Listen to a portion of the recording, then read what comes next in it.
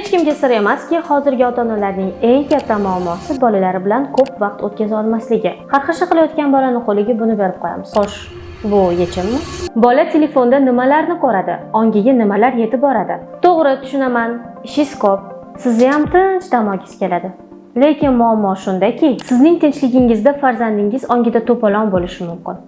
Jangari sahnalar, bezorilikka targ'ib qiladigan multfilmlar bola miyasi uchun o'ta zararli hisoblanadi. Nimalar chiqarishi bilasa, ikkita qo'lim ikki xil chiqadi. Ammo mana bu multfilmlar bundan mutlaqo mustasno.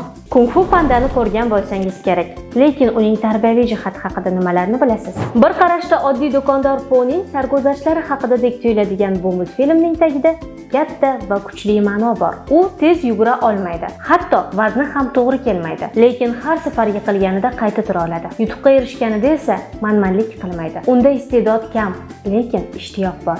Bu menga har safar yiqilganda o'zi bilan o'zi kurashadigan insonlarni eslatdi. Sizgachi? Bu hammasi emas. Multfilmda sirli retsept izlanadi. Bu esa uni topadi.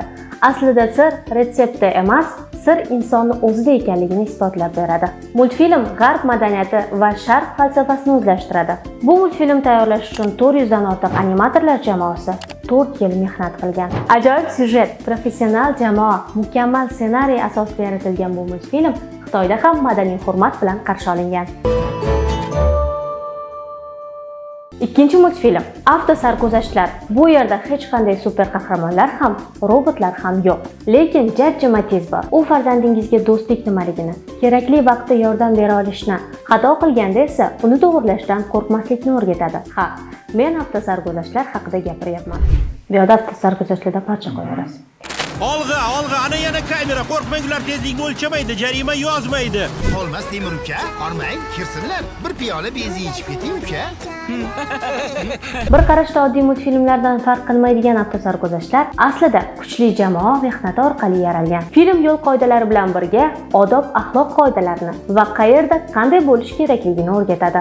Ya'ni, bu multfilmni ko'rgan bola uchun uni bog'chasiga borib, kattalar zo'rg'a tushunadigan chora-tadbirlar to'g'risidagi strategiyani o'rgatish shart emas. 2018-yil yanvar oyida yaratilishi boshlangan multfilmni shu yilning o'zida 6 ta qismi chiqqan. Tomoshabinlar tomonidan yaxshi kutib olingani uchun 2019-yildan 2022-yilgacha har yili multfilmni 3 ta qismi ishlangan. Multfilmni boshqa animatsion filmlardan farqli jihati unda qanaqadir ma'nisiz harakatlar va jangovar sahnalarning yo'qligi. Chunki multfilm yaratilishidan oldin jamoa bolalar psixologi bilan maslahatlashgan va u 15 tadan ortiq mutaxassisning yillar davomida izlanishi orqali vujudga kelgan. Leonardo da Vincining bir gapi bor. Ko'zlar nimani ko'rsa, qalbga ham xuddi shu narsa chiziladi. Sizning farzandingiz nima ko'ryapti?